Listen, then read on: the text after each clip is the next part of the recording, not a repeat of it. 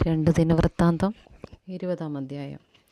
അതിൻ്റെ ശേഷം മോവാബ്യരും അമ്മോന്യരും അവരോടുകൂടെ മെയ്യോന്യരിൽ ചിലരും യെഹോശാഫാത്തിൻ്റെ നേരെ യുദ്ധത്തിന് വന്നു. ചിലർ വന്ന് യെഹോശാഫാത്തിനോട്, വലിയൊരു ജനസമൂഹം കടലിനക്കരെ നിന്ന് അരാബിൽ നിന്ന് നിന്റെ നേരെ വരുന്നു. ഇതവർ എൻ ഗതി എന്ന ഹസസോൻ താമാരിലുണ്ട് എന്നറിയിച്ചു. യെഹോശാഫാത്ത് ഭയപ്പെട്ട് യഹോവയെ അന്വേഷിപ്പാൻ താൽപ്പര്യപ്പെട്ട് യഹൂദയിലൊക്കെയും ഒരു ഉപവാസം പ്രസിദ്ധം ചെയ്തു. യഹോവയോട് സഹായം ചോദിപ്പാൻ യഹൂദ്യർ ഒന്നിച്ചുകൂടി. സകല യഹൂദ നഗരങ്ങളിൽ നിന്ന് അവർ യഹോവയെ അന്വേഷിപ്പാൻ വന്നു. യഹോശാഫാത്ത് യഹോവയുടെ ആലയത്തിൽ പുതിയ പ്രാകാരത്തിന് മുമ്പിൽ യഹൂദയുടെയും യെരൂശലേമിൻ്റെ സഭാമധ്യേ നിന്നുകൊണ്ട് പറഞ്ഞതെന്തെന്നാൽ, ഞങ്ങളുടെ പിതാക്കന്മാരുടെ ദൈവമായ യഹോവേ, നീ സ്വർഗസ്ഥനായ ദൈവമല്ലോ. നിന്റെ ജാതികളുടെ സകല രാജ്യങ്ങളെയും ഭരിക്കുന്നുവല്ലോ. ആർക്കും എതിർപ്പാൻ കഴിയാത്ത ശക്തിയും പരാക്രമവും നിനക്കുണ്ടല്ലോ. ഞങ്ങളുടെ ദൈവമേ, നീ നിന്റെ ജനമായ ഇസ്രായേലിൻ്റെ മുമ്പിൽ നിന്ന് ഈ ദേശത്തിലെ നിവാസികളെ നീക്കിക്കളഞ്ഞ് അത് നിന്റെ സ്നേഹിതനായ അബ്രഹാമിൻ്റെ സന്തതിക്ക് ശാശ്വതമായി കൊടുത്തുവല്ലോ. അവർ അതിൽ പാർത്തു.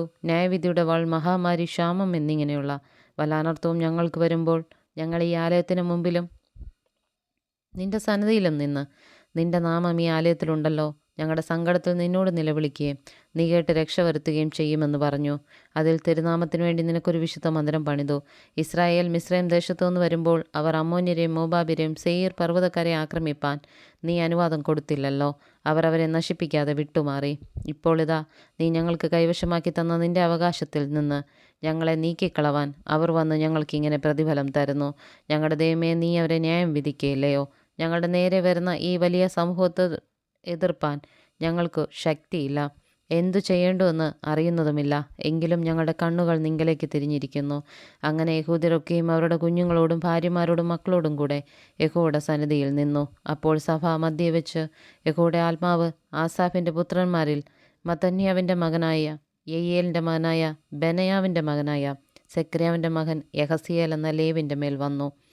അവൻ പറഞ്ഞത് എന്തെന്നാൽ, യഹൂദരൊക്കെയും യെരൂശലേം നിവാസികളും യഹോശാഫാത്ത് രാജാവുമായുള്ളവരെ കേട്ടുകൊള്ളുവീൻ. യഹോവ ഇപ്രകാരം അരുളി ചെയ്യുന്നു, ഈ വലിയ സമൂഹ നിമിത്തം ഭയപ്പെടരുത്, ഭ്രമിക്കുകയും അരുത്. യുദ്ധം നിങ്ങളുടേതല്ല, ദൈവത്തിൻ്റേതത്രേ. നാളെ അവരുടെ നേരെ ചെല്ലുവീൻ. ഇതാ, അവർ സീസ് കയറ്റത്തിൽ കൂടി കയറി വരുന്നു. നിങ്ങൾ അവരെ യെരുവേൽ മരുഭൂമിക്കെതിരെ തോട്ടിൻ്റെ അറ്റത്ത് വെച്ച് കാണും. ഈ പടയിൽ പൊരുതുവാൻ നിങ്ങൾക്ക് ആവശ്യമില്ല. യഹൂദയും യെരൂശലേമുമായുള്ളവരെ, നിങ്ങൾ സ്ഥിരമായി നിന്ന് യഹോവ നിങ്ങൾക്ക് വരുത്തുന്ന രക്ഷ കണ്ടുകൊള്ളുവീൻ.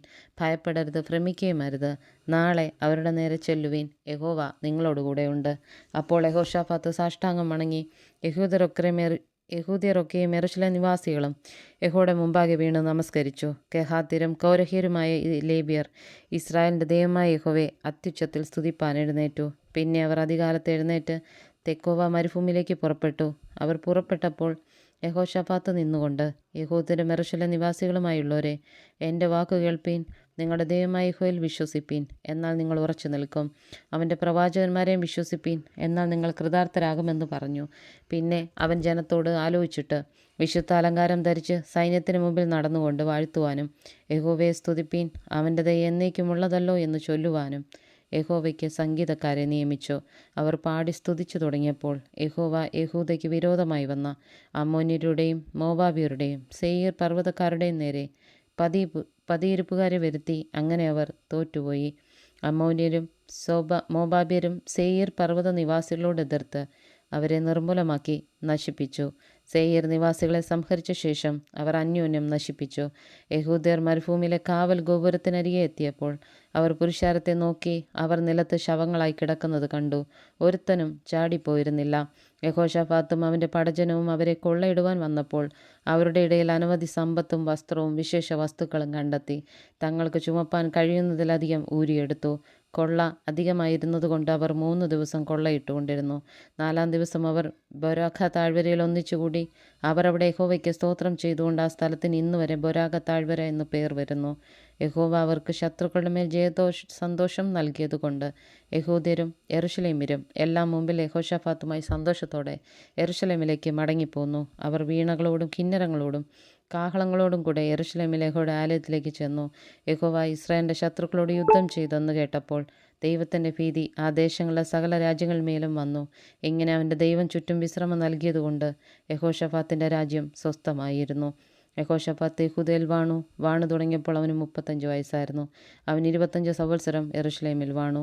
അവൻ്റെ അമ്മയ്ക്ക് അസൂബ എന്നു പേർ. അവൾ ഷിൽഹിയുടെ മകളായിരുന്നു. അവൻ തൻ്റെ അപ്പനായ ആസയുടെ വഴിയിൽ നടന്നത് വിട്ടുമാറാതെ യഹോവയ്ക്ക് പ്രസാദമായുള്ളത് ചെയ്തു. എങ്കിലും പൂജാഗിരികൾക്ക് നീക്കം വന്നില്ല.